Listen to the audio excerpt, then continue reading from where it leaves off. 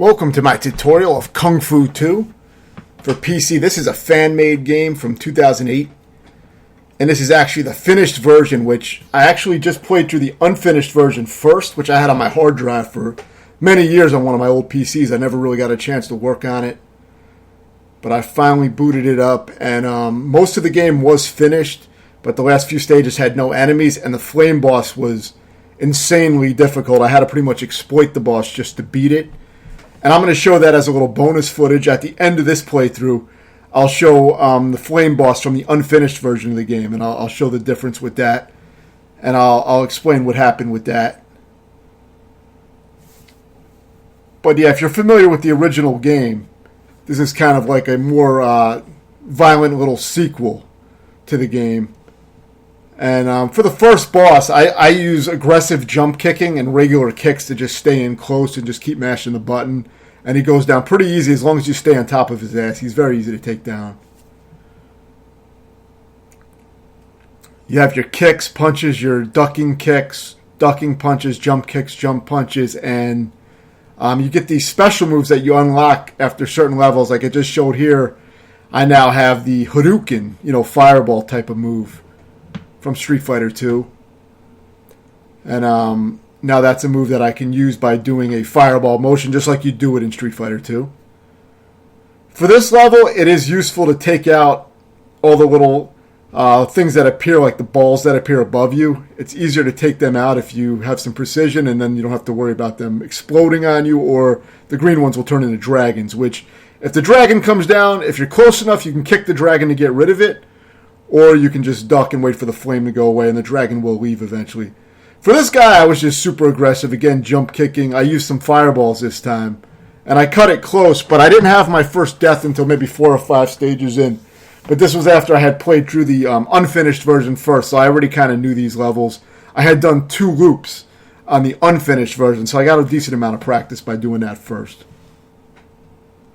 Though I did not have these bosses mastered by any means, but I thought it'd be a cool little playthrough to add some commentary to, kind of explain certain things.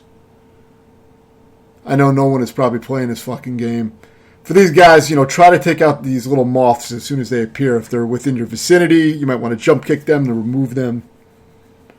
And as long as you're moving fast, the stage won't last too long. Now you got 2 boomerang guys, which is the second boss in the original game. Just focus on one at a time. Jump kick to get in close and then mash the button. Now I had turbo on, so sometimes I would do some extra kicks and shit that I didn't really want to do with the rapid fire settings, but that was just a trade-off of having it set that way. You're probably better off not setting the buttons to turbo so you can just mash. It's probably a little bit more accurate, but it's just a habit. I usually do set these games to rapid fire, for most games. So now you get another move. It's a spinning kick similar to Street Fighter 2, where you do that spinning kind of spin kick that just spins across the screen. It's kind of like that. So now you got some monkeys and shit. I like to just kind of run around and jump kick, and they usually get kicked, out of the air, and you can sweep kick to get some of them because they're really low. I think you have to trip kick them to kill them. Most of the time, I'm only going to take out the enemies that are in my way, as to end each stage, all you really have to do is travel a certain amount of distance on the stage before the boss appears, and then the enemies just go away. So generally, I'm trying to just bust through and not go back and fight enemies if I don't have to. So here you see I used up my fireballs until my meter was pretty drained. And then I just finished off with some, I came in with a jump kick again and finished off with some regular kicks. So that's another very easy boss if you do that. The special moves are a good way to get in some damage from a distance before, closing in and finishing off the boss. But it doesn't work too well on all the bosses. It's going to depend on the boss. There's definitely different strats for different bosses. So now, as you see, there's more similarities here with the other stage with the dragons. It's pretty much the same kind of stage. These little midget guys, or these kids, will flip over you, so you got to watch out for that because they can hit you in the head. For the skeleton, I found the spin kick actually to be pretty good. And I used that initially to get in some damage. It seemed to work pretty well. But aside from that, I just got in as close as I could, and I was aggressive with those kicks again, and that worked well. He throws bones in a really erratic, spastic kind of pattern, and it's very hard to dodge if you're too far away from him. So for the skeleton especially, I do recommend being close and just trying to aggressively take him out with kicks and jump kicks. Using the jump kick really only to close the distance, and then once you're right on top of his ass, you just mash and kick the shit out of him. So now we've unlocked yet another special move. I think it might be the uppercut, which is down, down, and punch. But again, the level's pretty similar. Once you've done a few of these stages, you get the idea. And they're not really that much different. You do have a boomerang boss in the middle of the stage this time, so just be aware of that. You can use your spin kicks to do more damage, of course. Remember, your special meter does recharge with time, so you can use it. Plus, if you get to the bosses, you do get checkpoints at the bosses, but if you lose all 3 of your default lives, then you will have to continue and start the stage over from the beginning, but you do have unlimited continues. Now, my controller brought up this NVIDIA bullshit and, fucked me over and it got me killed. So there's a button on my M30, my 8-bit Do controller that does that if you accidentally hit it. But aside from that, what I use here is the uppercut that you just learned. It's very, very good for this guy. Let him get close to you and do the uppercut, and that's the main way to damage him. Otherwise, he's very, very hard to damage. You see, I was able to barely finish him off with some jump kicks and the, kicks like we were doing before. But, I had to do most of the damage with those uppercuts. So that's what I recommend.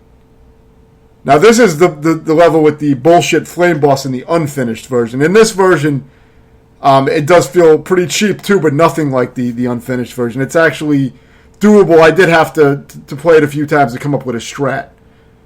I wasn't immediately evident. I think I beat this game in about 20-something minutes, but I also had, experience from beating the unfinished version twice. So, most of that practice applied to this game. Now, on this stage, they do add enemies. You see there's enemies on this stage. When you see it at the end of this video, when I show the bonus footage of the unfinished game, you'll see there's no enemies. So here, what I like to do is use up all my fireballs first. And hopefully they land, because he will block them if his fireballs clash with yours. But once that's done, I would say try to get in close and finish him off. Now here I fucked up, but I think that was a strat that I ended up using. So you get a checkpoint right at the boss, as long as you don't lose all your lives. So start with the fireballs. He may block some of them, but hopefully they all go through. And then, just stick with jump kicks and regular kicks to finish him off. And if you know to do that, it's pretty fucking easy. It may come close, but it's pretty easy. But the boss that I'm about to show at the end of this game, it's quite fucking hard to do consistently, even if you know what to do. It's very bullshitty. It doesn't feel like something that would, any kind of logic that would be in a normal game or anything. It just feels like, very, exploitative just to beat it. But it is an unfinished game, so, you can't expect it to be too polished. These red guys take 2 hits, but aside from that, wait for the fireballs and then either go under them or just wait for them to stop and move forward. Try to take out these moths whenever you can, because they will kind of swarm together, and they could be a problem if you leave too many of them alive. But yeah, just wait for the fireballs. The tricky part about this is that the fireballs will break apart sometimes and turn into enemies. I think they may only do that when you kick the fireball and break it apart, so maybe don't hit the fireballs so they don't split up. I think that might be what triggers it, but I'm not 100% sure. Now, this guy is the hardest boss in the game. Much like the original game, actually. But, I was punching him initially. What worked better is just aggressively jump kicking him and just kicking him in the head. It was very, very close, and it's a tricky boss because you really got to be on top of his ass and accurate with your spacing. But, once you get it right, it's not too bad if you know what to do. I mean, that's what worked best for me. I tried special moves on him, didn't seem to really do shit. So I just went with the aggressive jump kick combo that I've mostly been using.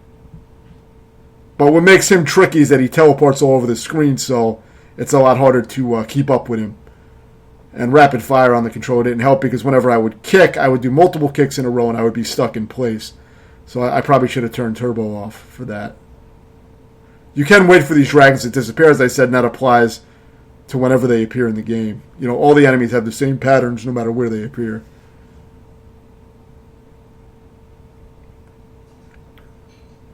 So I believe I lost a life here in my successful run of the stage. I lost many lives while learning it. You know, I probably lost a few continues. But there's unlimited continues at least. So now we'll see with the checkpoint at the boss, we'll see how I was able to properly defeat him.